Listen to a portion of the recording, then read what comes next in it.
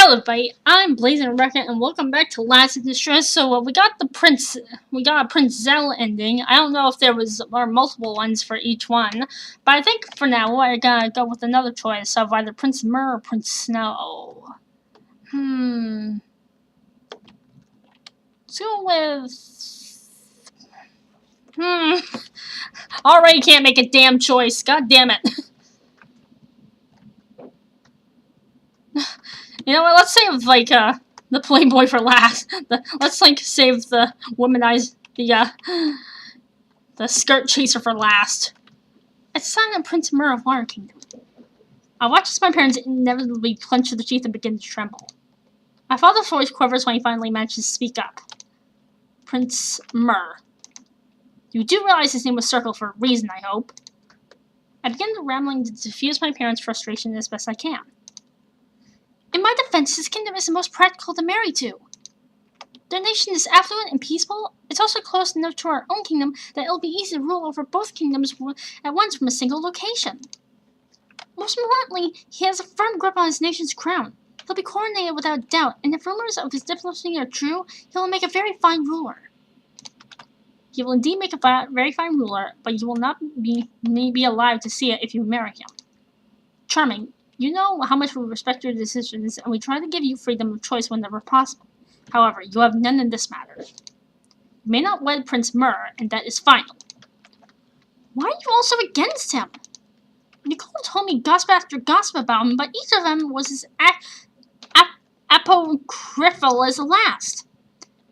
Speaking of Nicole, where is he? We should have never invited any of the Circle Princes, but Nicole said they were necessary to pique your interest in the ball. Father continues trying to keep himself calm, but his pitch is uncharacteristically high. His voice cracks several times, and everything about him, from his head to his voice, are still shaking. Pique your interest they did, alright? In the worst way possible. Please answer my question. What do you know about him? I trust your judgments. I trust you wouldn't be so quick to vilify a prince without knowing something more concrete than just mere rumors. My parents nod, and I stare at them in expectation. As you know, Luna and Markhams have been loosely allied for decades. The King of Markham and I are childhood friends. I was personally there when Mer returned. I rushed my way over to Water Kingdom over the week after Mer's disappearance. I hadn't felt comfortable taking anyone I loved with me after the whispers about curses I'd been hearing, but I value my friendship with the king too much to just stay there and let him suffer with his wife. Aside from the king and queen, who are of course in fervent denial, everyone knew Mer was dead. We never said it out loud, but everyone thought it. But then the boy came back alive and whole. Missing his voice and memories, yes, but he was alive and perfectly whole. We were all in awe. How had he survived for 2 weeks? How had none of the thousands of men been able to find him? How had he lost his voice, his memories? I fidgeted in place as I continued the lesson. Of course, despite all my wonders, I was extremely happy for both the poor boy, my friend, and the kingdom itself.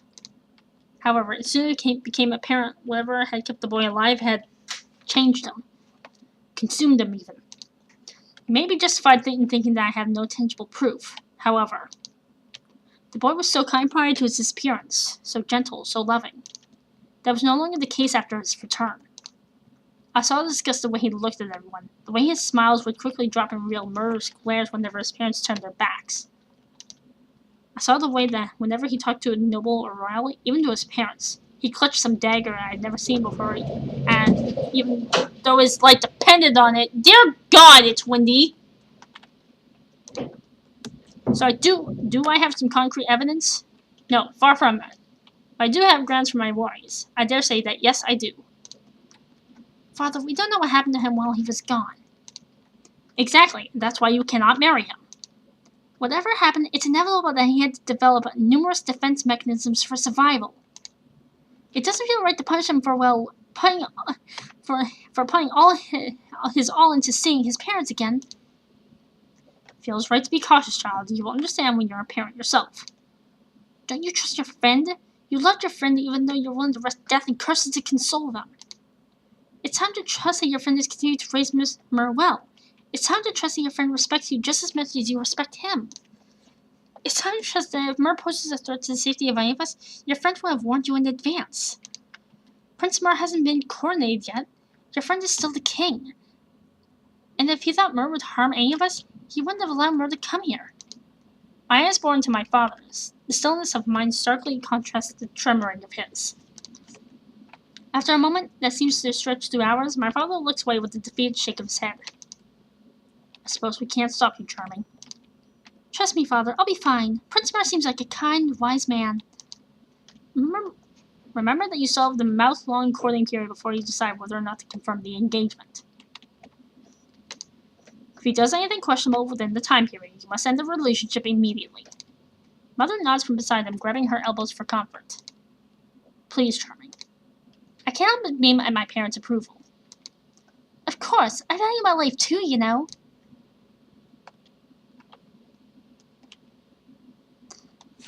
He looks nice enough, though. I curtsy in Prince Mer's direction as soon as I enter the room, and his face visibly lights up. Aww, he's cute. Okay, let's go all the way here. I hope you haven't waited long. Aw, he's adorable. Prince Mer shakes his head as he walks towards me. Aww. You must have heard the news by now. The prince shakes his head as he hands me a decoration of vellum.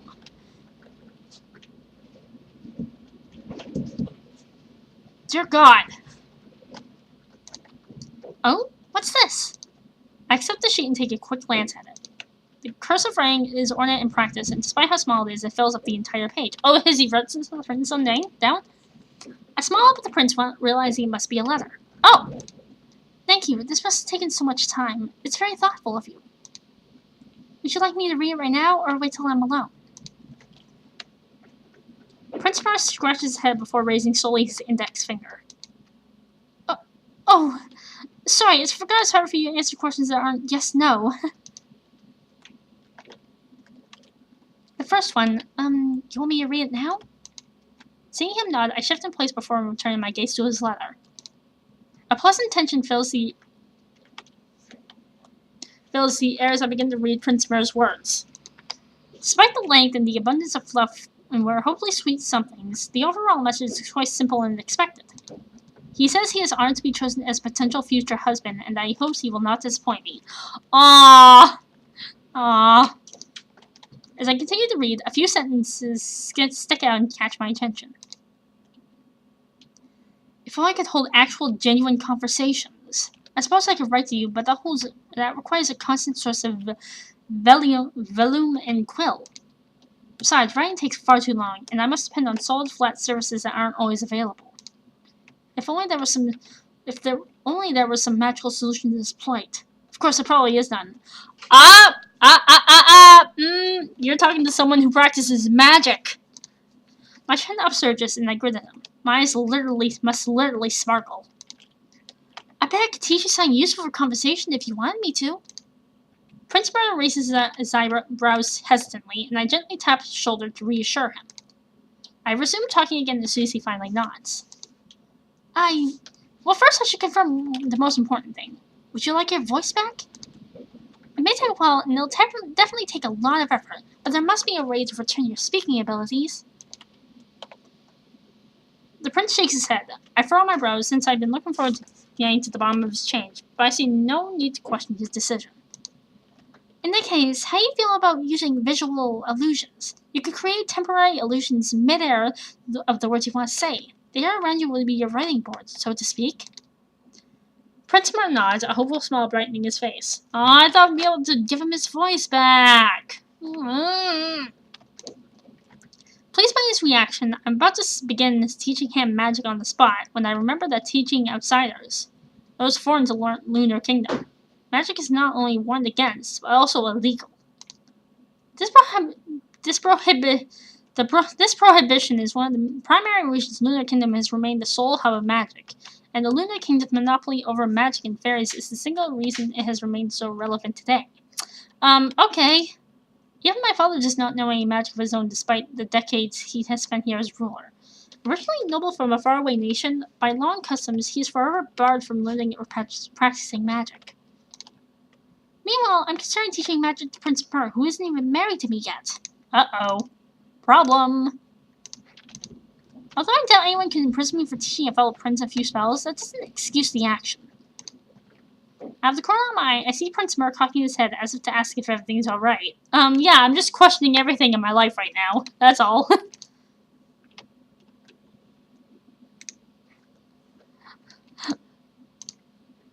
I'd already given Mer hope.